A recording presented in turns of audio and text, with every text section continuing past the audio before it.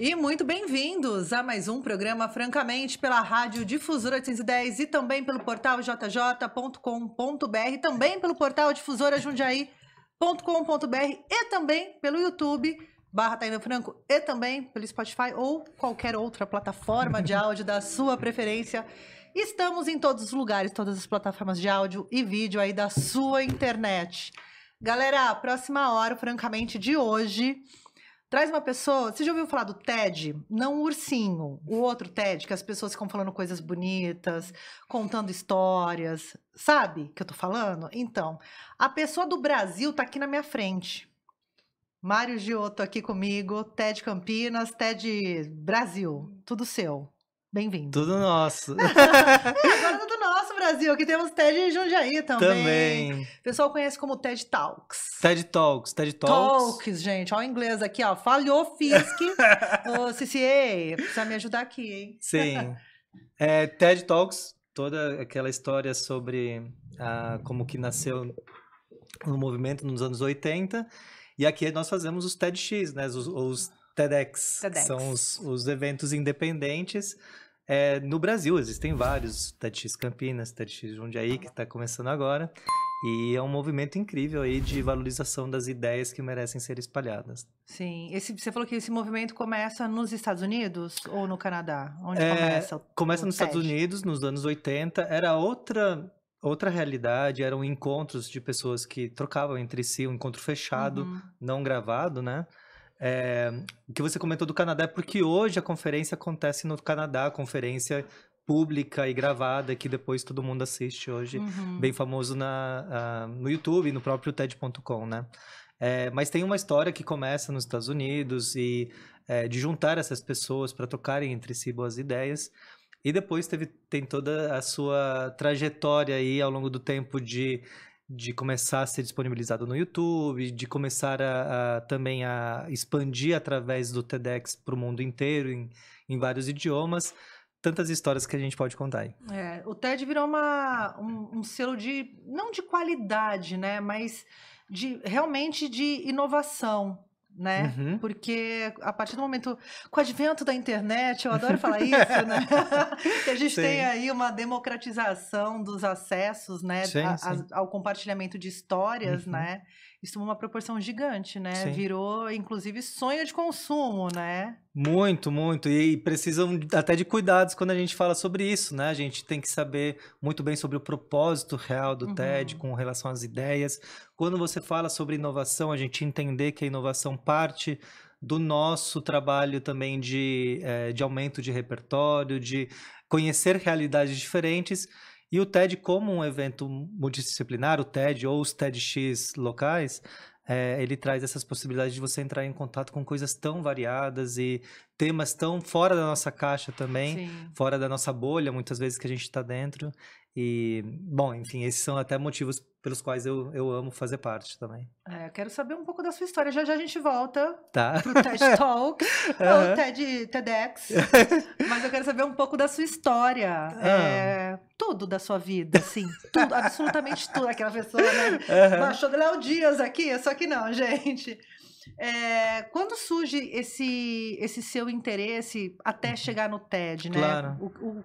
Quem que é o Mário que foi construindo sua história até chegar nesse interesse? Porque convenhamos que tem milhares não de propósitos, mas de coisas que te levam até o TED, né? Claro. Não, sim, cada um tem a sua história. Sim. De como chega, de como fica, de como é impactado e como quer impactar também, né? Porque é isso, como quer impactar, né? Porque não é só a tua história, são diversas histórias. Exato, ali, né? É uma multiplicidade muito grande de potências e de visões de mundo e possibilidades de mundo, né? Exatamente. Então, de forma... não precisa ser sucinto, não. Temos tempo. Temos tempo, tranquilo. Tá tranquilo. Vou falar de forma resumida.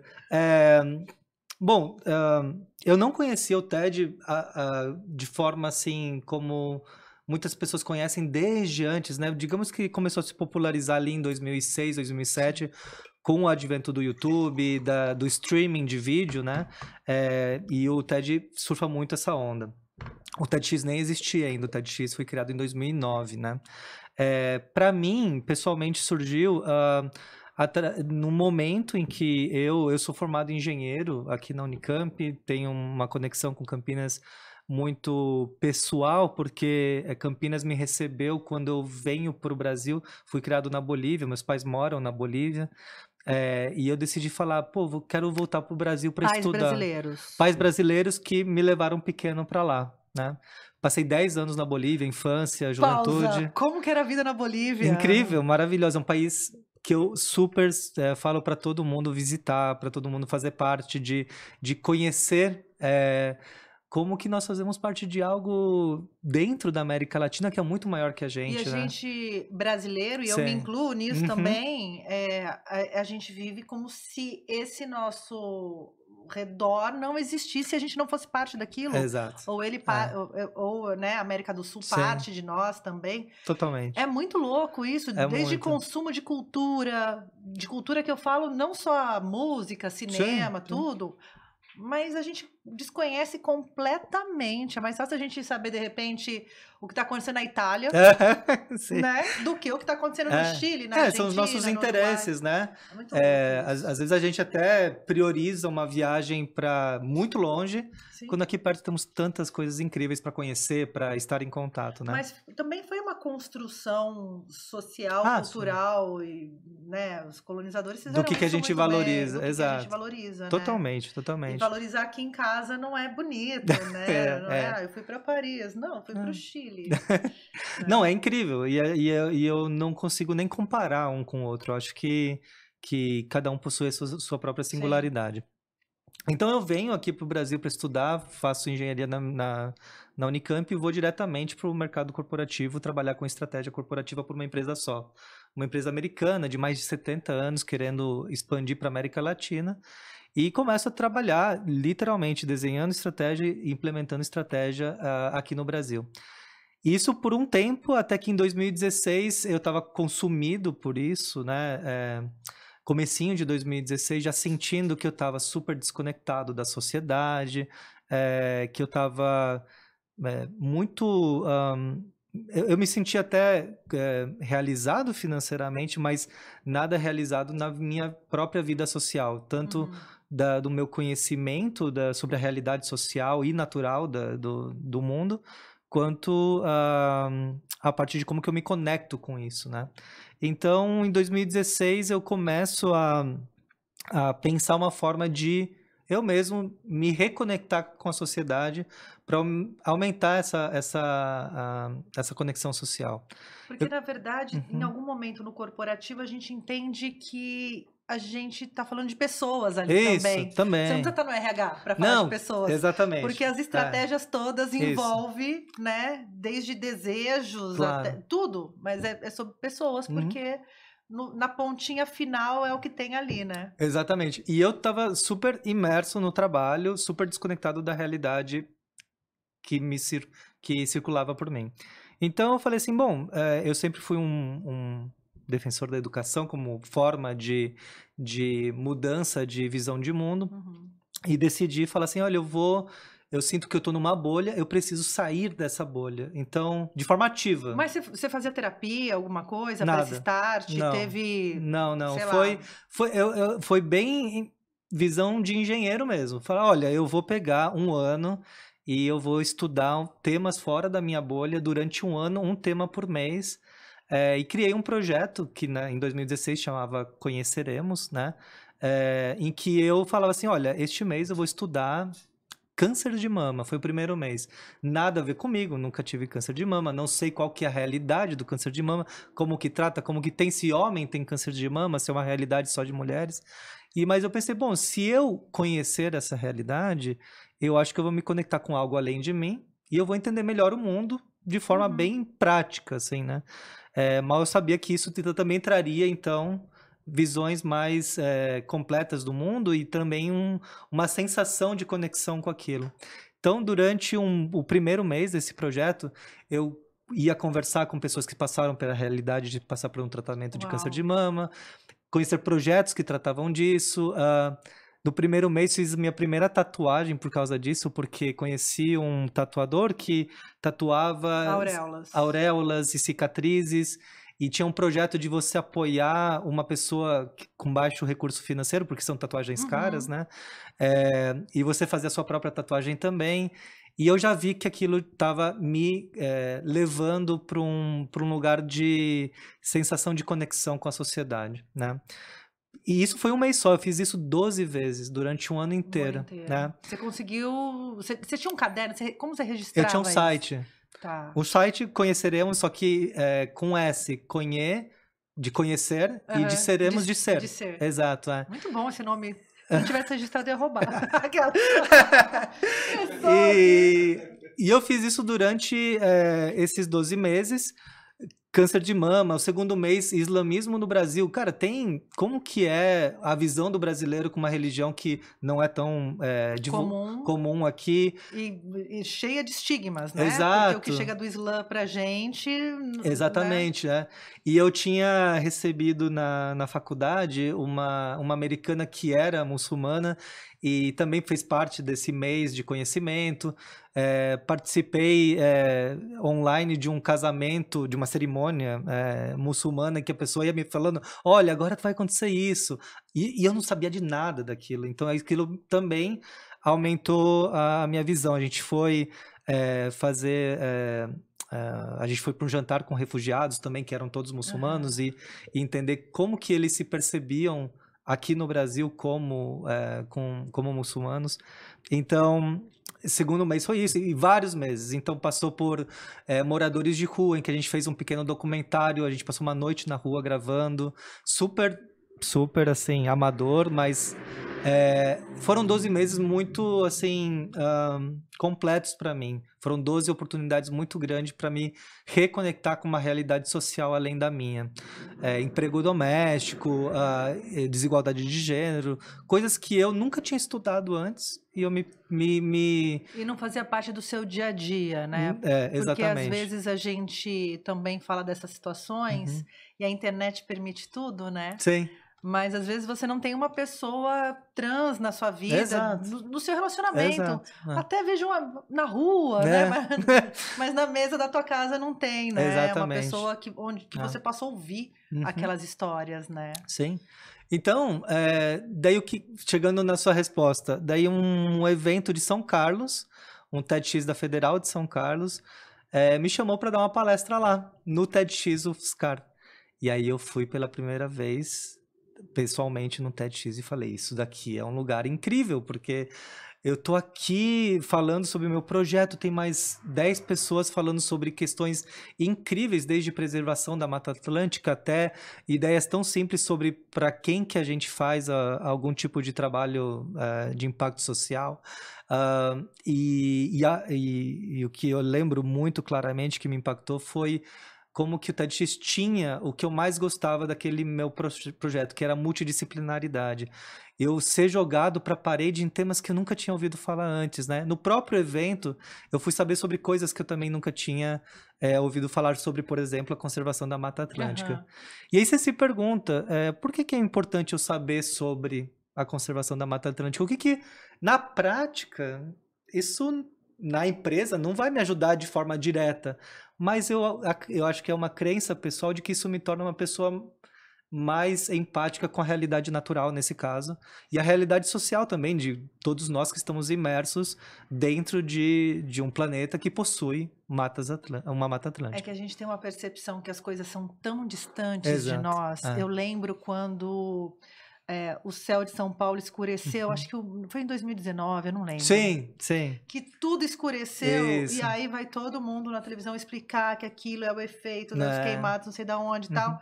E aí as pessoas começam a ter percepção que não está tão longe. Exato. Né? Olha, as nuvens chegaram até...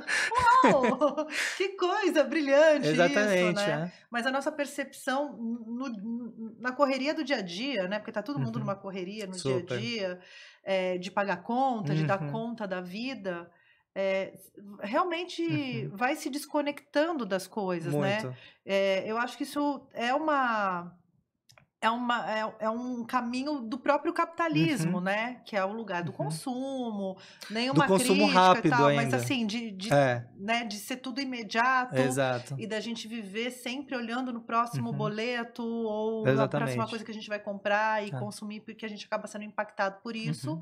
E a gente vai perdendo as conexões naturais da nossa vida, Naturais né? e profundas também, Sim. porque eu acho que o segundo motivo que me levou muito a me conectar com aquilo é que eu não estava procurando, que nem eu comentei, eu preciso ler esse livro porque vai me ajudar na empresa, né? Hoje a gente tem muito hábito de ou ler coisas que tenham uma finalidade específica, ou que seja assim, o resumo das 5 melhores formas de não sei o quê, ou o método... 10 métodos para você, Exato, tudo na rapidez, né? exatamente.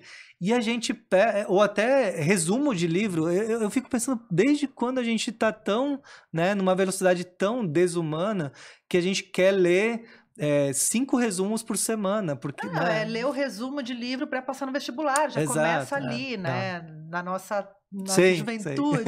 Exatamente. Precisamos aprender isso para esse objetivo aqui, né? Sim, tudo muito prático. Sim, a gente perdeu também o ócio, Exato. o direito ao ócio. Sim. Ao vazio. Ao vazio. E a cultura do ócio no sentido de eu vou ler um livro que não tem nada a ver com nada do que eu faço. Exato. Eu quero ler um romance, eu quero assistir um filme que não vai me trazer mensagem nenhuma, tá tudo bem, né? E olha que a gente acredita que não tem uma finalidade, mas eu posso te falar assim de forma muito pessoal, o aumento da sua visão sobre o mundo, ele traz resultados incríveis, assim, nas suas viagens, nas suas conversas, nas suas trocas com as pessoas, que te tornam até uma pessoa que mais não deslocada, né? É muito comum, às vezes, a gente fala assim, nossa, eu não entendo nada sobre isso, né? E entender um pouquinho de cada coisa, eu falo, às vezes, sobre a importância de saber de tudo um pouco, né? De forma a ter uma visão maior, né, sobre o mundo, para mim traz benefícios ótimos que não necessariamente são práticos, mas são de vida, né? São para a vida. Então, ali eu cheguei a conhecer o TEDx, né, através do TEDx UFSCar, e pensei que incrível, né, esse evento, daí do TEDx eu conheço que tem o TED e falo, caramba, quero ir pro TED, né, parece ser um lugar incrível, um evento de 5 dias com ideias do mundo. Imagina se naquele evento de um dia com 10 pessoas eu fui tão impactado, imagina 5 dias com mais de 80 palestras do mundo inteiro, né? Entro no TED.com, vejo que o ingresso é absurdamente caro, é um lugar super, né, exclusivo, e falo, nossa, que pena, né? Mas o pensamento que me veio na mente é qual que é a forma que eu posso estar mais próximo deles lá, né, naquele momento, ainda em 2016, né? E então eu vejo que tem um programa de tradução voluntária. E eu falei, caramba, tem aqui uma forma de eu me conectar. E aí eu comecei a traduzir palestra, traduzir TED, traduzir de português para inglês, de inglês para português. E também tinha uma coisa muito legal sobre fazer isso, que era assim, o sentimento de ter um conteúdo em inglês que me impacta positivamente. Tem muitas pessoas que não sabem, que não entendem inglês. Esse meu trabalho de 4 horas, por exemplo, para traduzir, sincronizar e legendar essas palestras, permitem com que várias pessoas que não sabem inglês tenham acesso a esse conteúdo. Eu achava aquilo incrível, né? Então, comecei a traduzir várias palestras do TED. Você teve dificuldade de traduzir do inglês para o português alguns termos, alguns sentimentos? Muitos. O Brasil é muito amplo ali. Não, e não somente isso. Dos dois lados. Teve 2 casos assim super rápidos que eu nunca me esqueço. Teve uma palestra que eu traduzi de um TED de inglês para português, que tinha muitos termos sobre o judaísmo. E eu não sabia nada sobre judaísmo, né? Me senti até, cara, como que algo que é tão importante para o mundo, só porque eu não sou judeu, eu não preciso, eu não seria importante eu conhecer melhor. Então, os termos para traduzir, os termos judaicos corretamente, né? Isso eu lembro que me tomou bastante tempo, bastante estudo, e eu adorava aquilo, né? E o outro exemplo foi do lado contrário, eu estava traduzindo uma palestra do Wellington Nogueira, que é muito famoso aqui com os trabalhos que ele fazia de palhaço dentro dos hospitais, né? E ele usava termos como besteirólogo, catedrástico, que não possui Não tem nada tradução. similar. E o melhor foi eu entrar em contato com ele e falar, tô traduzindo sua palestra, me ajuda a encontrar as traduções. E ele, incrivelmente, assim, me ajudou, a gente traduziu, encontrou as palavras similares em inglês, e até... Você lembra, por curiosidade, como ficou? Besteirologista ficou Loonies, tipo de Looney Tunes, sabe? E o catedrástico a gente foi literalmente para cathedrastic, entre aspas, né? E incrivelmente, só como um parênteses, ano passado a gente fez um evento juntos, eu e ele. Que legal. Coisa tipo assim, 5 anos depois, né? Isso... E de novo, eu não estava procurando um retorno nenhum, mas isso invariavelmente volta, né? Tanto volta que eu estava traduzindo esses eventos e então acontece que o próprio TED me manda um e-mail convidando eu para ir para o TED de graça, falando assim, ó, obrigado pelo seu trabalho voluntário, a gente quer que você venha, tudo pago, até o ingresso, né, dos $10.000 lá que custa. Que na verdade são o quê? 10 mil? Tá quanto dólar? 15 reais? Exato. Assim, né?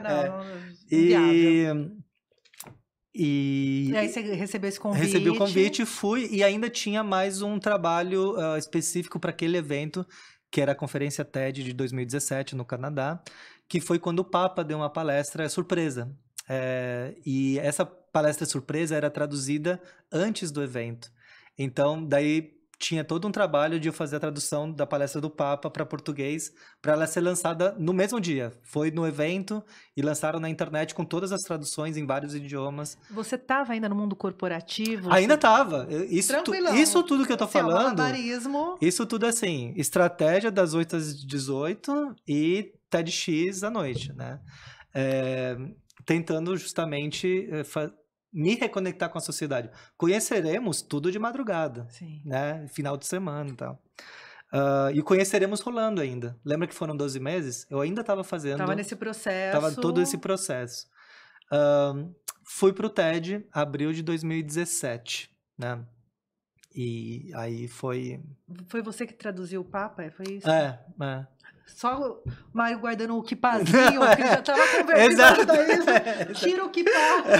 Agora é Papa. Exato, e foi incrível também. E lá, assim, o TED em si é um evento que junta muitas pessoas bem importantes e workshops também fora da minha realidade pessoal também. Fora as palestras, sim, que já são grandiosas, super, tem outras... Porque assim, a plateia acaba se encontrando, super, rola esse momento de troca também, fora os atravessamentos todos que vêm daquele palco. Exato. Né? O que mais tinha nesse evento? Porque você falou da conferência. Super. Imagina que são 5 dias em que você tem as sessões de palestras. Então, você tem sessões todos os dias. Entre sessões, você tem workshops. Então, por exemplo, assim, eu fiz um workshop de maquetes de Star Wars. Com quem? Com quem criou as maquetes do Star Wars. A gente vai ter na quinta-feira, 4 da manhã, uma meditação. Tá, uma meditação no topo da montanha com tal pessoa que é a melhor pessoa de meditação do mundo, assim, né? Então, essa é o nível de entrega, e por isso que é tão caro. Sim. E o nível das pessoas também... E eu vou falar eu acho que é importante, é mais uma questão de status social, é bem claro que é isso, porque são pessoas que possuem dinheiro, elas não são melhores por possuírem dinheiro, mais ou menos, mas... tem mais acesso. Mas tem mais acesso. Então, você senta na plateia e é muito comum, né? Mário, você se apresenta, a pessoa se apresenta, o que você faz? Eu sou o diretor de engenharia da Disney. Bem, assim, literal. Teve uma sessão que eu assisti do lado do Simon Sinek, que é super famoso também. Teve sessões que o Al Gore estava atrás de mim. Essa é a plateia do TED, né? E aí, são mais ou menos 2.000 pessoas que fazem parte desses 5 dias, workshops, plateias, e à noite a gente almoça juntos, janta juntos e sempre tem uma festa à noite, todos os dias. Tinha outros brasileiros? Então, esse foi o ponto-chave para mim. 2.000 pessoas, nós éramos em torno de 4 brasileiros. Você voluntário? Eu voluntário, 3 pessoas que tinham esse acesso financeiro e uma jornalista da Folha de São Paulo. Então, como estamos distantes. Estamos distantes. Mundo. E foi a razão para eu voltar para o Brasil. Super feliz de ter participado, mas muito triste de pensar, caramba, que privilégio, né, que tem isso. E aí eu volto pro Brasil falando assim, não, eu quero que as pessoas sintam o que eu senti lá. Sim. E aí... E cadê as cabeças, não cabeças pensantes do Brasil, mas cadê essas pontas de inovação? Também. Porque assim, tem pessoas no Brasil, tanto que, né, o TEDx está aí para provar isso, para compartilhar histórias. Super. Mas há um abismo, né? Não, um abismo gigante. E foi a motivação para eu voltar e falar assim, eu quero que as pessoas sintam o que eu senti lá, vou começar a organizar os eventos TEDx no Brasil. Mas já tinha essa possibilidade, já existia essa, não é franquia, que termo que eu posso usar para... movimento. Tinha esse movimento? Já, desde 2009 que existe o TEDx. Você já tinha... Eu até tinha palestrado em um evento. Você foi lá para São Carlos, porque eu lembro que as universidades pegaram. Também, né? várias, USP, São Carlos. As primeiras que eu vi, os primeiros que eu vi foram dentro de universidades, assim, super. Né? Não era uma pessoa física ou um PJ particular que tinha, que estava promovendo, produzindo. Exato. TEDx, e tem várias universidades muito renomadas com TEDx ótimos. Eu dou um exemplo que é a Unicinos, lá no Rio Grande do Sul. Tem um TEDx maravilhoso lá também. Eu já assisti da Unicinos também. Então... Assisti no YouTube, tá, gente? Não fui até lá assistir no YouTube, porque com o advento da internet facilita um pouco. Exato. Então eu volto e falo, não, determinado, vou querer organizar eventos também, com o que eu aprendi lá, trazendo bastante dessa vontade de que as pessoas sintam o que eu senti lá, né? Das ideias que eu escutei lá, dessa multidisciplinaridade também, e do impacto que isso pode ter, né? O impacto que é você colocar 800 pessoas num palco para durante um dia jogar elas para as paredes que elas nunca foram jogadas antes. Você vai escutar sobre como que a música transforma uma comunidade. Você vai, né, escutar sobre como que a indústria da moda e como que ela tem seu impacto na sociedade. Coisas que você proativamente, às vezes, não iria atrás dessa informação. Mas é muito importante a gente conhecer essas realidades fora da nossa, né? E a gente entrou numa era das pessoas terem que ser especialistas em algo. Isso. Né? E isso também, ele cerca um pouco nossa amplitude de conhecimento, porque a vida, a pauta é transversal. Claro. Né? Você vai falar de cultura é transversal, você vai falar de saúde é transversal, isso inclusive dentro do poder público, né? De pensar políticas públicas, de pensar a nossa existência. Mas as pessoas elas foram segmentando as suas áreas de conhecimento, né? Por algum motivo, necessidade. Por prática. Por prática. Porque é prático e porque está muito focado em entrega de resultado específico, né? Isso vai desconectando a gente da realidade entre nós, né? Vai tirando as possibilidades também de criar novas coisas. E de repertórios, né? Isso, quando você é muito especializado numa coisa só, você perde a oportunidade de fazer novas conexões, né? Você vai fazer... convenhamos, a especialização ela não é necessariamente totalmente ruim, mas ela... Não estou falando que é ruim, não. Estou falando só uma tendência da gente nichar. É uma tendência nichar... de nicho. Mas ela vai... eu entendo que ela vai repetir o que já existe, né? A gente precisa abrir o leque para criar as inovações, os novos produtos, serviços, as novas possibilidades que o mundo precisa, né? Num mundo que está mudando tão rapidamente também. Né? Sim. E às vezes as ideias precisam ser tão mais simples. Né? Tem a história da NASA lá, que tem que inventar caneta para escrever na gravidade. Pô, escreve com lápis. Né? Exato, né? Do cara da fábrica de pasta de dente. Super. Você conhece a história, super, né? Super. Põe o ventilador, pronto, voa as caixas vazias, resolve, entendeu? E às vezes a gente também se desconecta das coisas mais simples e práticas mesmo. A gente fica tanto buscando soluções na estratosfera que às vezes é só a gente pisar na grama que encontra uma solução para uma causa, né? Exato. alguma coisa. E então começo a organizar, organizei que o ano foi seu primeiro. primeiro?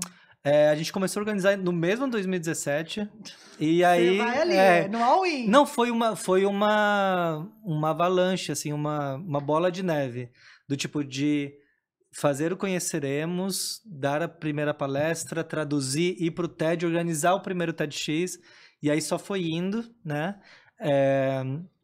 E aí a gente entrega o primeiro TEDx Campinas para 800 pessoas em março de 2018. Você já começa com 800. Eu já pedi a licença maior desde o primeiro, porque eu já tinha ido pro TED. Já tinha Exato, ido. Porque tem isso, né? Você Tem. pede a licença. Isso, aí você até tem 100 pessoas. Tem até 100 pessoas. E uma coisa que é super interessante, eu acho que é isso também que garante qualidade, é o regramento da coisa toda. Super. Porque assim, né? A gente vê aí milhares de formatos muito parecidos com o TED, né? Mas o TED ele tem algo de especial que é justamente uma linha de conduta, uma linha ética, as regras mesmo, você tem que começar pequenininho e aí você vai ampliando. Exato. Isso é importante, né? Porque a gente tem que lembrar que o TED abriu de forma gratuita para a gente fazer esses eventos. Nada mais justo do que a gente obedecer a, eu diria até não é um obedecimento, mas um reforço do porquê estamos aqui. Estamos aqui para espalhar boas ideias, que essas ideias possam transformar a forma como vemos o mundo, isso possa ajudar a gente a navegar no mundo complexo que a gente está, e também possa ajudar a nós humanos a nos conectarmos com ideias e realidades, de novo, fora da nossa bolha.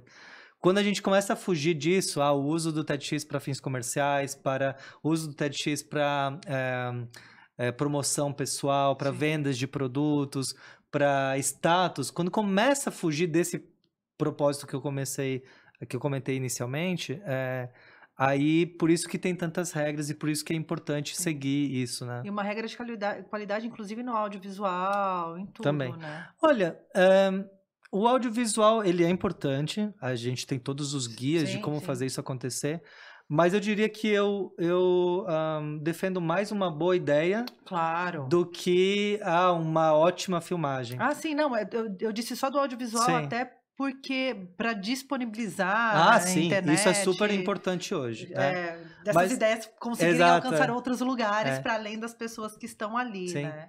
E eu dou um exemplo nesse caso sobre a qualidade audiovisual e como que às vezes o que importa é a mensagem, numa das palestras mais famosas do TED, que é a palestra do Golden Circle, do Simon Sinek. Se vocês lembrarem, acessarem lá no YouTube, né, essa palestra dele, vocês vão ver que parece que foi gravada num celular, ele troca de microfone, super chiado, mas é uma das palestras mais assistidas historicamente, né? E a imagem é super... falta nitidez. Aquele VHS ainda, exato, bem assim. E é uma das palestras mais assistidas, né? Óbvio, vamos concentrar todos os nossos esforços em ter bons conteúdos. Hoje, com a tecnologia disponível, né? Não é tão difícil assim a gente conseguir... bom celular você consegue tranquilamente fazer, né? Então,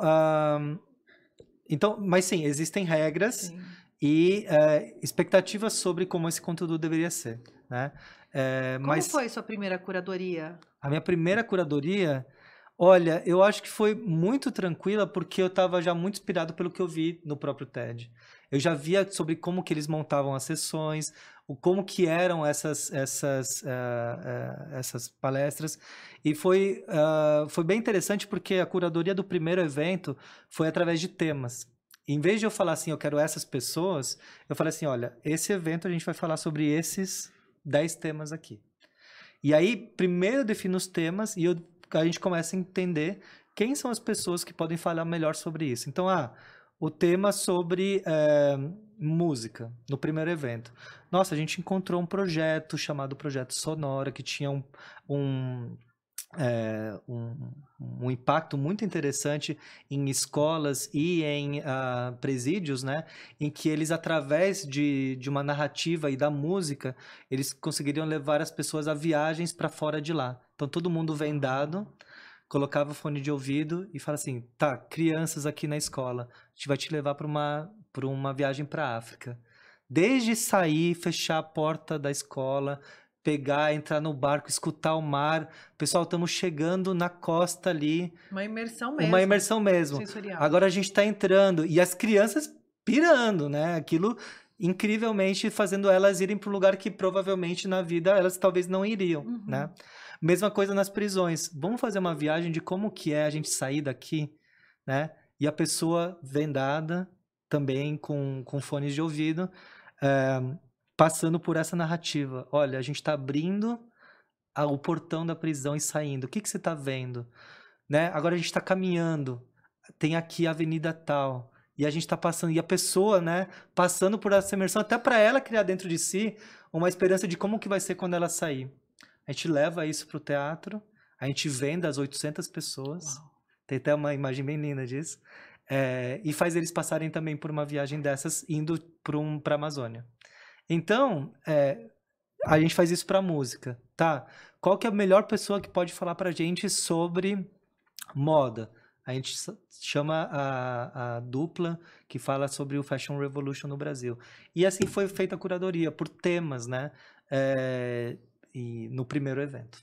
Quantos palestrantes? Foram 12 palestrantes no primeiro. 12 no primeiro, 15 no segundo. Depois a gente foi reduzindo um pouquinho, em torno de 8 a 10. A gente estava falando aqui um pouquinho antes de entrar aqui no ar sobre o conteúdo se sobrepor à forma, né? E a gente tem diversas formas de passar um conteúdo que não só aqueles cursos 10 passos para melhorar a sua oratória. E como tem algum trabalho nesse sentido para o próprio palestrante? Porque às vezes as pessoas ficam nervosas. Super. Às vezes tem uma história linda para contar e não consegue organizar a ideia, né? Sim. Porque às vezes são histórias que mexem muito com a pessoa também, claro, né? Claro. Já vi palestrante chorando ali porque está em contato ou com aquela dor ou com aquele propósito, enfim, né? E é importante a gente falar sobre isso porque lembrar que o TEDx, o TED, é um dos poucos lugares em que a gente se abre para aceitar erros e emoções e que a pessoa não precisa ser perfeita. Sim. Ela não precisa ser o palestrante que vai, né, ter a melhor... Tudo. Exato. Não, a gente está lá, humano, vulnerável, né?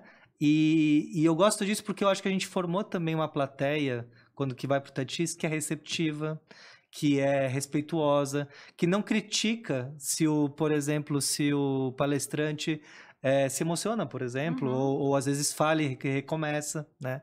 Porque o que importa, de novo, é o conteúdo, né? Mas é um processo ali, a gente fala de pelo menos ali 3 meses, às vezes 2 meses, mas 3 meses é um tempo bom de preparação, de rascunho, e é uma jornada de autoconhecimento do palestrante muito grande, porque ele vai encontrar dentro de si a sua melhor fala para colocar ali nos 18 minutos no máximo, né? Porque tem essa questão também, são palestras super curtas. Curtas... mais ou menos. Mais ou menos. Em 2010 era considerado curto, né? Hoje em dia... Tem... Se você chegar numa criança e falar assim, tem um conteúdo de 18 minutos. Nossa, que longo, né? Imagina, TEDx, TEDx, TikTok. Não tem 15 como. Segundos para você contar uma história. Vai. Não tem como. Então, até hoje, com a aceleração que a gente tem na internet, as palestras às vezes são consideradas longas, né? Mas é uma preparação muito importante de encontrar dentro de si sua melhor mensagem, né? E, de novo, focado no conteúdo, focado na mensagem em si. A gente, obviamente, apoia a presença de palco, as técnicas para a pessoa estar ali no tapete vermelho, né, que a gente utiliza, mas não é o mais importante em si. Um exemplo que eu dou bastante sobre isso é que uma das palestras que eu mais gosto de TEDx aqui no Brasil é de uma pessoa que fala num tom relativamente baixo, calmo, contando uma narrativa não como um palestrante para inflamar o público. Exato, mas ele cativa todo mundo, dando uma palestra às vezes com a mão no bolso, assim, sabe? Mas falando sobre como que ele ensinava crianças jovens dentro do sistema prisional a escreverem seu primeiro livro. Então, E ele falando essa narrativa, né, e mostrando os resultados dessas escritas e das realidades desses jovens, era melhor, para mim é uma das melhores palestras. E a pessoa não está sendo expansiva, não está sendo, né, alegórica, não. Mas ela tem um dos melhores conteúdos possíveis e muito bem segmentado, desde o começo, desde como cria a capa e as primeiras escritas, como que as crianças se sentem ao longo do processo e o impacto que isso tem no final. Assim, para mim, super recomendo conhecer, né, o trabalho do primeiro livro do Luiz Junqueira. E vão abrindo portinhas também, né? Porque, de repente, esses 15, 18 minutos de uma fala, ele transforma pessoas ali que, sei lá, no dia a dia acha que o melhor é baixar a maioridade penal, por exemplo, né? Quando a gente fala da transversalidade das coisas, eu penso muito nisso, assim, das pautas. É uma pauta que não me interessa, que não faz parte do meu dia a dia, não tenho ninguém da família encarcerado, enfim. Não é uma pauta que me diz respeito. Exato. Mas quando a gente fala de segurança, por exemplo, né? Da onde a gente vai morar, escolher uma casa para alugar, sei lá. A gente pensa sempre na segurança, né? A gente vive em busca disso, ter mais dinheiro para se sentir mais seguro, subir muros mais altos. E aí, quando você é impactado por esse tipo de assunto, por exemplo, você começa a fazer uma reflexão, né? Não, altamente. Aonde tá? Super. Aonde está o problema? Né? Tá no encarceramento? Tá nessas pessoas que estão ali sem horizonte? Através da arte, talvez você consiga um caminho, né? Compreender a realidade social é um ato de cidadania também. Eu acho que é o maior ato de cidadania. É um dos maiores, porque... eu só não digo que é o maior, porque eu acho que a Gi também tem sua... Tem a sua... Mas é que você precisa passar pela compreensão primeiro, para você agir em pró né? Hoje, né, um dos meus trabalhos hoje é sobre o aumento de repertório. Para tornar as pessoas... Quantos trabalhos você tem? Só pra gente entender... Eu tô gostando muito de participar hoje de uma nova forma de carreira, né? Fui muito inspirado por pessoas como Sandra Chemin, em que fala sobre a gente não necessariamente ter a carreira tradicional, né? Hoje eu tenho uma pluralidade na forma como eu trabalho dentro de uma consultoria, dentro dos meus projetos de freelancer, dentro dos projetos que eu mesmo crio para mim mesmo, e como que eu decidir meu tempo entre cada um desses projetos, além dos projetos voluntários, como o TEDx, me torna uma pessoa plural e eu me sinto mais completo, assim, né? Então, hoje eu tenho tanto ainda as consultorias de inovação e estratégia, tenho o projeto de conteúdo para aumento de repertório na internet, através de um portal, que é onde eu quero dar esse primeiro passo, né, de aumento de repertório para tornar as pessoas mais inclusivas, mais cidadãs, né, que nem você comentou.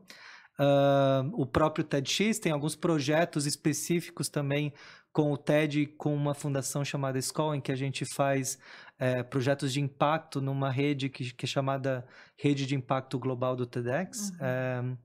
E entre vários outros projetos dentro de empresas e dentro de pautas de impacto social também, né? Então, eu estou bem assim dentro desse movimento natural de conexão com grandes líderes também que estão querendo aumentar seu impacto dentro das empresas, dentro dos seus trabalhos. Porque a gestão também é sobre isso, né? Você pega um CEO de uma empresa, um diretor, esse cara precisa ter repertório. Muito. Talvez é uma das pessoas mais importantes para ter repertório, o aumento do seu repertório, né? A liderança, eu quero levar ela para esse aumento de repertório para que ela se torne uma pessoa mais inclusiva, né? Então, porque liderança é sobre isso no final, também. Porque esse cargo de chefia, do chefe que manda, isso tem... Essa onda meio que passou, né? O mercado de trabalho mudou muito, né? A gente tem uma juventude aí que não vê, não é mais carreirista como, né? Antigamente o bonito era você ficar 30 anos numa empresa, se aposenta ali, isso era sinônimo de sucesso, né? Quanto mais tempo você ficava dentro de uma empresa, melhor funcionário você parecia ser para o mercado e tal, né? E houve uma revolução também na forma de se trabalhar. Muito. Uma revolução no tempo das pessoas, né? As 24 horas continuam as mesmas, mas houve uma revolução no tempo que agora tem gente que 24 horas dura 48, tem gente que dura 15 minutos. Não sei, cada um, né, vai gerenciando o seu tempo. E é louco acompanhar tudo isso e se colocar. Porque você começou seu processo lá atrás. Sim. Isso. De buscar repertório, né? Dos seus processos pessoais, que também englobavam ali o seu repertório profissional. Isso te transformou totalmente, né? Não, assim, de forma... Você não é o cara do corporativo não, que é legal conversar no bar, o seu repertório serve para isso. Você colocou em prática as coisas que te atravessaram. E o que eu mais gosto dessa história, assim, quando eu falo sobre essa história pessoal? Lembrar do Mário de 2015... isolado, super focado ali naquele trabalho de uma empresa, desconectado de amigos, desconectado de possibilidades, e fazer toda essa trajetória, mas daí lembrando que quando eu criei o Conheceremos, eu não tinha expectativa de palestrar, eu não tinha expectativa de criar TEDx, de ir para o TED, não tinha expectativa de depois me tornar embaixador do TEDx, nenhuma, eu nem sabia que isso ia acontecer, mas... que nem eu comentei, o legal da história é o que vem de inesperado depois de você se movimentar, né? Quando você se movimenta sem expectativa, invariavelmente existe um retorno de causa e efeito muito claro. O mundo vai se movimentar à sua vai volta. Totalmente, assim. E hoje sou muito grato a isso. É importante também dizer que parte de todo dessa pluralidade também é ser pai do Inácio, e eu acho que esse trabalho também, essa forma de trabalhar hoje que eu tenho, também me permite estar mais presente na vida dele, né? E aberto para as várias possibilidades de impacto na sociedade, principalmente porque a gente cada vez vai precisar mais de... aumento de repertório, para aumento de inclusividade, para melhores decisões que sejam para as pessoas e para o mundo. Sim, sim. E mudou também, você falou agora do teu filho, né? As questões de paternidade também mudaram. Houve uma revolução no que é paternidade. Super. Né? Finalmente. Finalmente podemos ter uma conversa sobre o que é paternidade. Outro dia me perguntaram, você quer ser mãe? Eu falei, olha, mãe não quer, mas se for para ser pai, tenho 15. Porque até o que se entendia de paternidade até agora era o homem mantenedor, enfim, provedor. E não tinha nenhuma relação. Não tinha nenhuma relação, tô sendo muito injusta aqui. Mas assim, era diferente a relação, né? Os cuidados com os filhos e com a casa era tudo uma demanda da mulher. Super. E eu fui criado assim. Eu também, fui criada assim. Eu poderia ter assim, repetido esses padrões, reproduzido eles.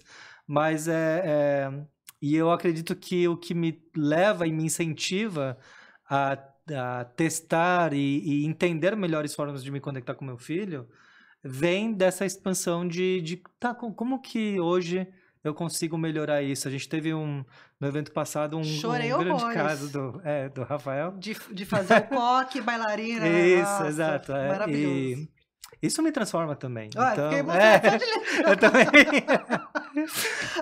Assistam, Rafael Stein, TEDx Campinas, maravilhoso. Dele. Então... Eu nem sou pai, fiquei atravessada por aquilo. Nem mãe eu sou e eu fico pensando no coque bailarina.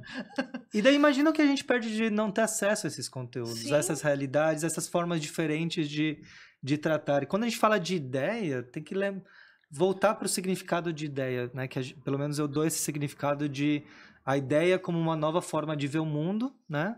Então, ele tem essa nova forma de ver o mundo e isso me impactou profundamente. Razão pela qual eu chamei ele para palestrar no TEDx Campinas, né? Então, se você quer uma oportunidade de ver 10 formas diferentes de ver o mundo que vão te ajudar, de alguma forma, a tomar melhores decisões, a estar mais conectado com a sociedade, assim, são uma das grandes razões para estar dentro do universo do TEDx. Sim, e as histórias que você escuta não só impactam diretamente naquele momento, mas assim como livros que eu li na adolescência que estão me impactando hoje. Sim. Sabe, assim, depois que porque você sai de lá atravessado, é tipo pula pirata, você tá ali, ó, atravessado inteirinho, depois você descobre onde você vai colocar cada coisa. Porque demora um tempo para você, não é só registrar, mas para você digerir toda aquela informação, Sim. né? E depois da sacudida, saber o que vai ficar na tua vida, o que você vai levar, Exato. né? E como aquelas histórias vão pontuar a tua caminhada Claro. também, né? E às vezes é inconsciente, né? Sim. Você muda teu jeito de agir sem saber da onde aquilo começou. E quando você vai fazer uma busca, você fala, putz, nesse momento eu tive esse sentimento que me levou a partir de agora a agir assim. Isso é muito potente, né? E daí você volta para essa questão do agir, né? Então, lembrar que o aumento do repertório é o primeiro passo. É o primeiro passo para você se tornar um líder mais inclusivo, o primeiro passo para você se tornar uma pessoa mais conectada com a sociedade é o aumento de repertório. Você falou que tem um portal. Ah, sim, isso, que é o que eu tô... Por favor, vamos divulgar, vamos fazer mexe desse portal. Não, aqui, tranquilo. por favor. Vamos lá. Começou no Conheceremos. É importante também dizer que o Conheceremos teve os primeiros 12 meses, mas houveram vários outros experimentos sociais ao longo do tempo, todos sem fins lucrativos, de conexão com a realidade social. Então, teve um ano que foram 52 fotos que me fizeram repensar a sociedade. Então, uma por semana. E também no mesmo processo de olhar para a sociedade de forma mais ativa, né? E entender o que aquela foto te faz refletir. Então, olha, uma foto que eu tirei lá em Bogotá de mulheres trabalhando numa construção. Cara, minha reflexão sobre a mulher no mercado de trabalho da construção, né? Tinham, entre várias outras fotos, né? Tá disponível ainda Super, o site? no Tá conheceremos.com.br, de novo Conheceremos com S. Depois, um projeto sobre de autoconhecimento através da admiração. Um conceito que é simplesmente o seguinte: as pessoas que você admira falam muito sobre você. Então, fale quem são as pessoas que se admiram, por quê, né? E eu comecei a fazer esse leque de, eu admiro tal pessoa por conta disso.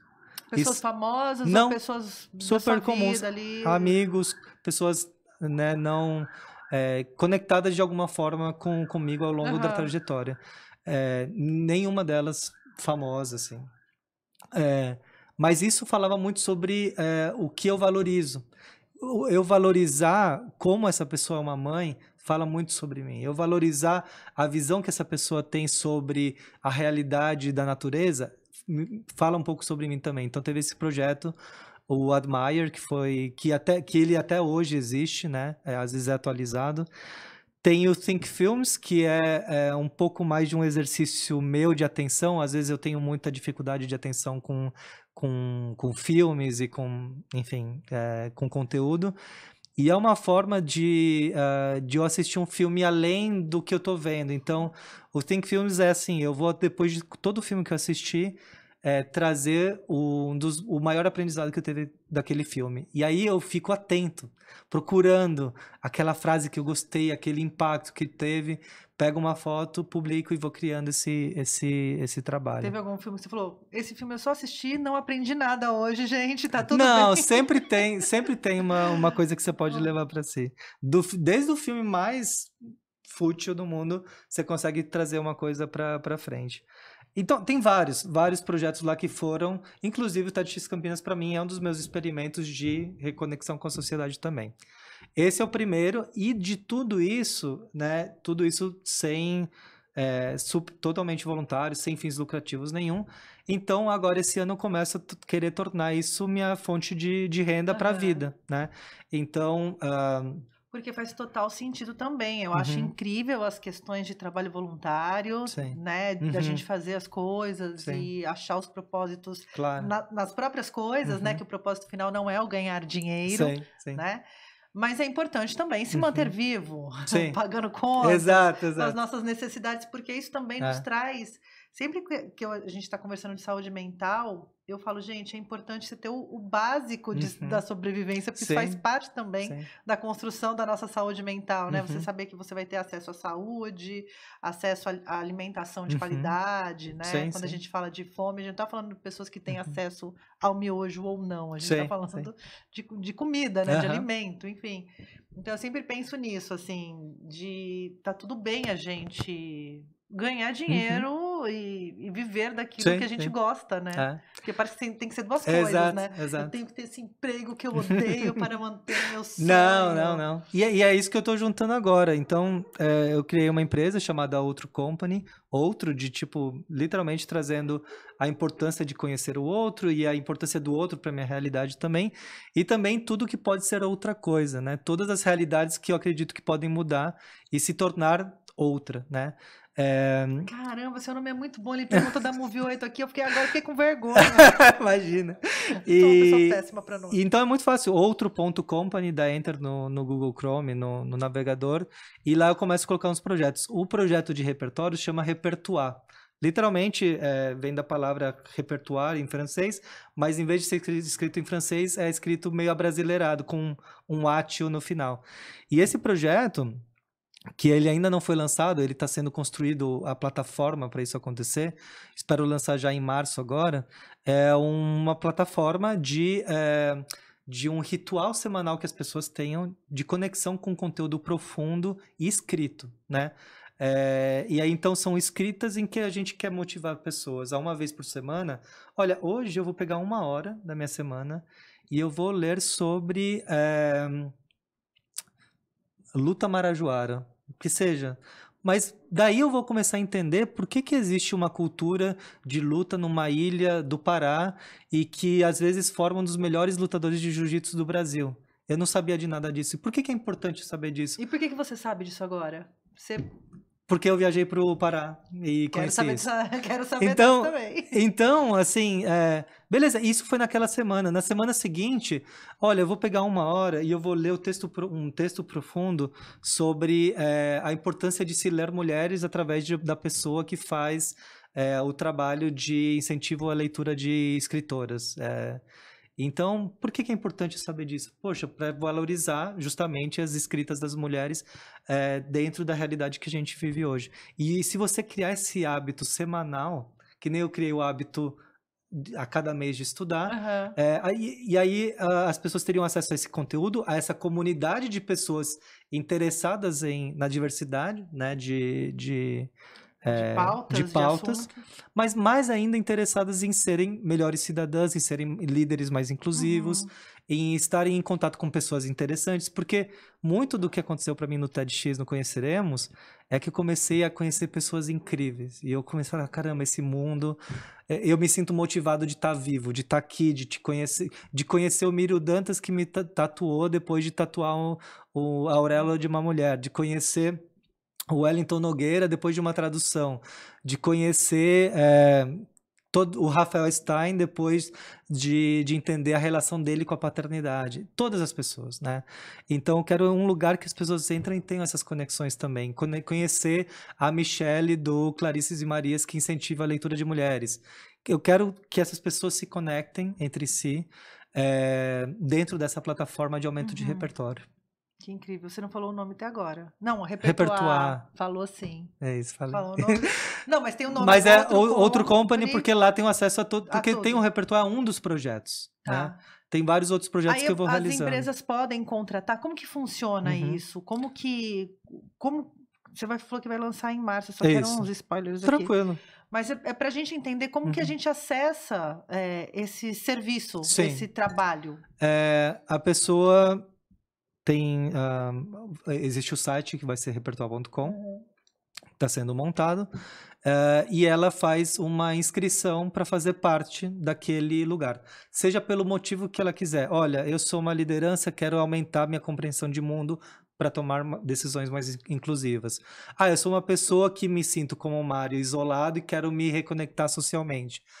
Ela decide se, eu faço parte da comunidade TEDx e me parece que é uma comunidade tão legal quanto.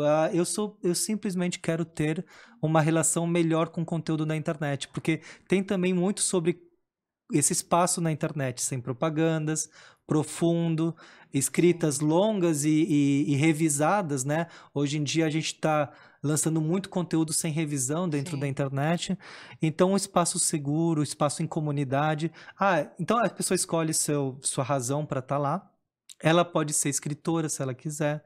Ela pode indicar pessoas para ser a próxima escrita da semana seguinte. E ela pode decidir pagar por uma mensalidade, super acessível, né? Financeiramente, ou falar assim, olha, eu não tenho condições financeiras para pagar mensalidade, mas quero fazer parte também. Nisso entra um experimento, para mim, social, que é, obviamente, a gente compreender. Consigo criar uma plataforma em que pessoas com dinheiro paguem sua mensalidade, também paguem por quem não pode pagar? Acho que o Instituto ICL faz isso. Tem várias pessoas que conseguem que já tem uma fazer. assinatura e você pode fazer uma assinatura que é, tipo, alguns reais mais cara. Sim, tipo, exato. é R$30, mas se você pagar 45, Sim. você tá pagando o curso, você tá dando acesso a uma pessoa. Eu acho Tanto as pessoas incrível. físicas, quanto assim, poxa, se o líder tá vendo aquilo, valor naquele portal, aumentando o repertório das pessoas e tendo todo esse impacto positivo que a gente comentou, que eles falam assim, bom, eu quero dar acesso para 100 pessoas. E esse acesso para 100 pessoas, de novo, não é nada dentro de um orçamento de uma empresa, né? Porque a gente está falando assim de mensalidades mais baratas que um Netflix, por exemplo. Né? Então, Netflix do saber aqui, gente. Tá fazendo escrito. Mas também um espaço comunitário, porque hoje em dia existem lugares para a gente ir atrás de conhecimento, mas às vezes é difícil você se candidatar, por exemplo, para ser para colocar sua realidade lá, para participar de fato como uma comunidade. A gente recebeu a internet nas nossas vidas sem um manual de instrução. Super. Então, assim, eu conheço pessoas que são incríveis e que não têm a mínima ideia como se usa a internet. Sim, no sentido de qual conteúdo tem valor, qual não tem, o que é válido, o que não é, onde eu busco tal coisa, sabe? Que a gente fala, tá tudo na internet, de fato. Você tem, né, a Biblioteca do Vaticano tá ali na internet. Mas, às vezes, nos falta esse lugar até de curadoria. Sim, curadoria, né? Revisão, segurança. Hoje, conteúdo não falta. Sim. Como que você escolhe o conteúdo que você vai consumir? Muitas vezes, o que acontece é que a própria internet nos retorna o conteúdo que mais nos interessa. Os algoritmos ali, né, gente? Estão lá trabalhando, né, Rafael? E a ideia é justamente a gente quebrar isso. A gente falar, olha, a gente não vai te recomendar o conteúdo que você gosta. A gente vai te recomendar um conteúdo que você nunca leu na vida. E sair da zona de conforto, né? Porque os algoritmos também, eu falo que é a lei do retorno, né? O que você joga pro mundo vai voltar para você. O que você joga pro algoritmo, o que você pesquisa vai voltar para você. E esse sentimento de você se sentir dono do seu consumo de conteúdo, eu acho que pode ser algo incrível para a plataforma também. E não vai ter uma propaganda, gente. Veja só, né? Tipo, não precisa comprar aquele tênis que tá aparecendo ali na aba do lado. E aí, isso tudo dentro de um ritual, até também assinado por uma designer de experiência, super legal de, olha, como que você hoje pode criar um ambiente para você sentar. São 3 formas de consumo. Você pode consumir no próprio portal, você pode imprimir, ter uma versão para impressão. Olha, eu vou sentar agora durante 1 hora, vou imprimir essas 4 páginas e vou ler ela. Eu sou a pessoa que imprimo coisas. Então, eu sou da pessoa que preciso dar uma lidinha ali no papel. E o terceiro cara, manda pro meu Kindle para eu ler. E daí no Kindle eu consigo ter também ali uma leitura digital. Então eu vou fazer isso, vou baixar a luz aqui, vou sentar no meu sofá, vou dedicar 30 minutos de leitura e 30 minutos de reflexão sobre aquele tema para ver como que eu vejo o mundo de forma diferente a partir disso, né? Então, se você faz isso de forma contínua, e é um hábito que eu tenho, você começa a criar esse primeiro passo para se tornar um melhor cidadão, uma pessoa mais inclusiva também. Viu? Você estava falando aqui também no off, eu acompanhei algumas fotos no seu... Porque lá tem uma janelinha na mão, você olha a vida das pessoas, né? Então você fica lá... Você foi fazer uma viagem recentemente agora. A gente até se falou, eu acho, você estava viajando. A gente fez um projeto de conteúdo específico para ideias do Norte e Nordeste do Brasil. Conte-me mais. É um projeto com o TED, em que a gente falou, olha, a gente tem que... a gente está muito concentrado as ideias do Sul-Sudeste e a gente criou uma forma de fazer uma curadoria colaborativa e escolher 5 vozes de homens e mulheres negras, ribeirinhas ou quilombolas que a gente pudesse ir até eles e gravar um conteúdo de até 18 minutos para a plataforma do TED. Porque o hábito é você tirar as pessoas do seu local e trazer para o lugar que a gente elege como centro. Exato. Né? Que no caso do Brasil, é o sudeste do Brasil. Exatamente. Ele atua como um lugar central. Né? Isso mesmo. Então a gente foi lá para Iquaraci, no norte de Belém, para conhecer o trabalho de audiovisual da Tainá, que tem uma produtora de filmes que não é aquela produtora com altos financiamentos, mas que de forma muito batalhada cria suas produções valorizando o local e compreendendo o local também. Eu lembro que quando a gente foi gravar a palestra dela, teve uma fala que foi bem impactante para mim, que a gente estava gravando ela e começou a chover, né? E ela falou assim, Mário, a gente pensou que a gente ia parar de gravar, poxa, tem ruído e tal. E ela falou, não, a gente considera a chuva como parte da nossa gravação, porque é parte da nossa realidade aqui, né? A gente foi também com a Preta Maia até uma ilha de plantação de cacau nativo para compreender melhor a rota do cacau nativo aqui dentro do Brasil. Gravou ela lá também. Enfim, foram 5 pessoas que a gente fez isso, tanto no norte como no nordeste, pro TED, né, como um projeto especial. Porque o TED também tem essa possibilidade, né? Para além das palestras presenciais, tem a possibilidade de projetos paralelos. Esse daqui especificamente é um projeto da Rede Global de Impacto do TED. Tá, que é aquele grupo... Isso, é algo bem específico desse grupo, né? Tá. Não é especificamente aberto para todo o TEDx, não é qualquer pessoa que pode fazer, porque ele tem algumas exceções à regra, por exemplo, eu ir viajar para outros lugares. O TEDx, ele é local, ele é focado nas ideias locais, na região em que ele é organizado, né? Mas nesse grupo a gente tem pequenos experimentos, né, de impacto, de compreender melhor como que a gente pode ter novos formatos também. Você sabe quantos TEDx tem neste BR? No BR, licenças ativas hoje a gente tem em torno de 80, né? São 80 vários... cidades seria? Não, ou não necessariamente? Não, tem cidade que tem mais de um TEDx, porque tem TEDx de bairro também. Ah, tá. Né? Tem TEDx nas universidades, como você comentou. Então, um exemplo, no Rio de Janeiro você tem o TEDx Barra da Tijuca, você tem o TEDx Niterói. Nossa, são vários mundos São ali, vários, né? são vários. Em Porto Alegre tem o TEDx Laçador, que é super icônico e histórico. E o TEDx Unicinos também está no Rio Grande do Sul. Então, existem pelo Brasil inteiro. Tem TEDx João Pessoa, que vai acontecer também agora em abril, super famoso também. Norte e Nordeste está acontecendo, licença. A gente está é uma das minhas maiores vontades de que cada vez tenham mais. De né? centralizar as histórias, né? De descentralizar as histórias, de fazer com que não seja tão concentrado no sul-sudeste, mas também em várias regiões do Brasil. Porque tem muita coisa para a gente conhecer, muitas realidades fora da nossa para a gente estar em contato. Porque fica parecendo também que as histórias que valem a pena ser compartilhadas só estão nessa região, né? Sim. Assim, a grosso modo, né? Quando você coloca um holofote em cima...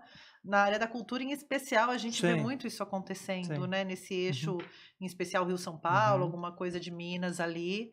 Mas pensar na pluralidade do país, na grandeza deste Brasil e no modo de viver completamente diferente, né? Outro dia eu estava vendo uma discussão sobre... Não foi nem uma discussão, foi um Twitter. E no Twitter tudo é discussão, né? Alguém fez uma publicação dizendo que os povos originários tinham que se adequar porque não sabe lavar panela, porque não sei o quê, porque não sei o quê. E aí eu olhei aquilo, eu fiquei absurdada, como diria uma amiga minha, sabe? Assim, qual que é o jeito certo de se viver? Qual é a cultura certa, né? Qual que é a música certa para ouvir, qual que é o jeito certo de se vestir, qual a comida certa de se comer e que forma deve ser feita essa comida. É impossível a gente dar conta, né, de essa coisa de padronizar tudo e ter um jeito certo, uma religião certa, um jeito certo de olhar o mundo. E o Brasil é tão extenso e com tanta diversidade de língua, de cultura, de tudo, que a gente não pode só ficar aqui, né? Não, não. No eixo do meu umbigo. Porque é basicamente isso, Sim. né? O eixo do meu umbigo. Exato. No meu caso, né? Sim. A gente precisa dessa diversidade. A gente Sim. precisa dela para criar soluções que a gente precisa para viver melhor. Viver melhor, prosperar como humanidade. E não prosperar financeiramente, mas prosperar como seres humanos mesmo, em conjunto aqui, né? Que eu acho que essa é a melhor forma de garantir as existências. Primeiro, sim, de todos. Dando conta que as pessoas existem. Sim, sim. Né? Sim. Porque basta fechar o vidro do carro que as pessoas em situação de rua não existem mais, exato. né? Você fecha a porta de casa, aquele mundo diverso não existe mais, né? Eu acho que nesse ponto, e talvez seja uma forma da gente ver esse impacto, é o seguinte: quando você pergunta para uma pessoa por que você acha que existem moradores de rua. Como eu te falei, teve um mês inteiro que eu estudei isso, também participei de projetos, como Entrega por Campinas, que foi muito importante para mim também. E aí você se dá conta de que você acha que é a razão para as pessoas estarem na rua é completamente diferente do que realmente é. Então, assim, se pergunte, por que alguém mora na rua? E aí, quando você encontra de fato a resposta, perguntando e perguntando várias vezes, entendendo porque cada um tem uma resposta, né? Exato, né? Você vai entender, caramba, eu entendia completamente errado a razão pelas quais as pessoas moram na rua. Eu entendia completamente errado por qual a situação das drogas nas ruas, por que as pessoas chegam a essa realidade. Eu tinha uma compreensão totalmente errada, né? E o que nos leva a preconceitos, né? Exatamente. Porque o desconhecimento, ele gera essa barreira que a gente chama o quê? De preconceito. De preconceito. Então, quando você entende a realidade de fato como ela realmente é, você tem até uma forma melhor de navegar essas decisões que você toma, né, no mundo.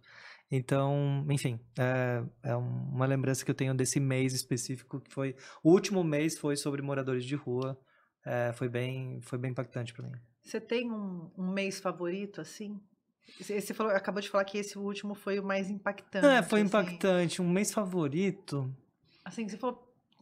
Fudeu, agora mudou tudo pra mim. Foi o primeiro mês. Primeiro mês. Porque assim, foi o primeiro mês de... Já saiu tatuado do primeiro mês, gente. Exato. A pessoa já exatamente. Então, eu acho que foi o primeiro mês porque foi o primeiro mês em que eu falei, caramba, o que eu imaginava tá dando resultado. Eu tô me sentindo parte, pertencente. Tem muito a ver isso. Eu acho que eu quero criar o repertório para criar um lugar de pertencimento também. Olha, você faz parte de algo maior. Você não tá sozinho. Então, você quer... Sabe, eu acho que os seres humanos, de forma geral, querem pertencer. Né? A religião tá aí para provar isso, também, né? Exato. Vários movimentos estão aí para provar que o ser humano é um ser social e tribal. Sim, sim. Né? Então, para mim, esse primeiro mês foi o mais... um dos melhores para mim, porque foi até um motivador para continuar e decidir nos próximos temas também. Você era tímido? Você falou que, quando eu tava no mundo corporativo, né, os amigos, não sei o quê, e aí, de repente, você sobe num palco para contar essa sua experiência, né? Isso te transformou também? Não só essas transformações que você tá, né, que estão postas aí, sim. Mas isso de você falar em público, de você se colocar, de você agir... É importante. Eu não sei falar em público, tá? Sabe sim. Pessoalmente, assim, eu te vi no TEDx Campinas, rapaz.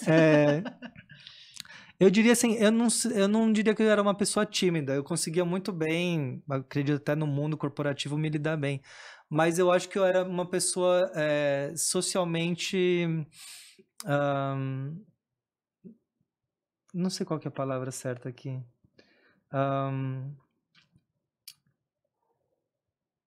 Eu demorava para, por exemplo, criar conexões. Criar vínculos. Vou dar um exemplo interessante que às vezes eu entrava e não falava oi para as pessoas, assim. Então, eu era essa pessoa, né? Às vezes, alguém me apresentava e eu esquecia o nome da pessoa em 5 segundos. Assim. Mas eu sou assim porque eu tenho lá um na minha vida. tímida, né? Então, eu acho que tímido não, mas eu era muito assim, na minha. E isso, eu paguei um preço muito caro por isso, né? Eu acho que isso me tornou... eu era essa pessoa, até uma pessoa assim que eu olho para trás e falo, nossa, que bom que você mudou, que bom que hoje você olha para o outro como uma pessoa com que você quer se conectar com ela, né? Eu era muito, muito centrado em mim, assim. Mais indiferente. Indiferente, ótimo. Amei. Achei uma palavra. Achou a melhor palavra para manga. Exato. E quando a gente para de ser indiferente para a realidade social, a gente se torna, de novo, pertencente ao mundo. Sim. Cidadão do mundo. Exato. Mário Giotto comigo. Obrigada. Que incrível também. Você é a primeira de muitos, sempre que você tiver projetos novos, vamos lá. Que não para, agora que você está aqui pertinho, tá por aqui, aprendeu o caminho da produtora agora, seja bem-vindo. E obrigada. Obrigada demais. Obrigado a vocês. Gente, ó, o Outro Company. Outro.company. Outro.company.com.br. Não, outro.company acabou. É só isso? Só isso. Chique, gente, que não tem .com.br, gente. É muito estilo. Escreve outro.company inteiro, não .com.company, dá enter, tá lá. E já achou. É isso aí, gente. Demais esse papo aqui. Lembrando que o Francamente vai ao ar pela Rádio Difusora. Ele também está no YouTube e no Spotify. Eu não sei qual plataforma você está vendo a gente, mas seja bem-vindo. Fique à vontade, deve ter um monte de papo aí para você curtir aqui na programação. Júlia, obrigado. Julinha aqui pilotando as câmeras. Rafael Testa, muito obrigado pela parceria sempre. Eu vou ficando por aqui. O TED tem site Brasil? Um TEDx Brasil para a galera achar o conteúdo? Porque assim, a gente tem que dar esse serviço aqui. Diria TED.com, literalmente. Tem até uma aba lá para você procurar os eventos locais, né? Tem um lugar específico para você procurar pelos eventos do Brasil. Minha maior recomendação é procure pelos eventos da sua cidade, perto de você. Vão aos eventos por todo o Brasil. A gente tem TEDx São Paulo. Frequentem os eventos. Façam parte da comunidade. Se quiserem também, organizem seus próprios eventos, seja grande, seja pequeno. Atenção Norte e Nordeste. Atenção Norte e Nordeste. Vamos lá, produzir TED. Mas acho que principalmente assim, se abra para a pluralidade que existe no mundo, seja através dos eventos TEDx, seja nos conteúdos que você traz para sua empresa, seja através da forma como você decide o conteúdo que você vai consumir na internet. São várias possibilidades de conexão social. Isso só traz ganhos, isso. Muito. Não só para você, mas para todo mundo que está do seu ladinho, seu coleguinha do ladinho ali, que você não reparou antes, que estava ali indiferente. Pois agora ele existe, né? A gente vai validando nossa existência através das existências dos outros. Com certeza. Gente, é isso. Ó, vou ficando por aqui. Fiquem bem, bebam água e tchau. Francamente, com Tainan Franco.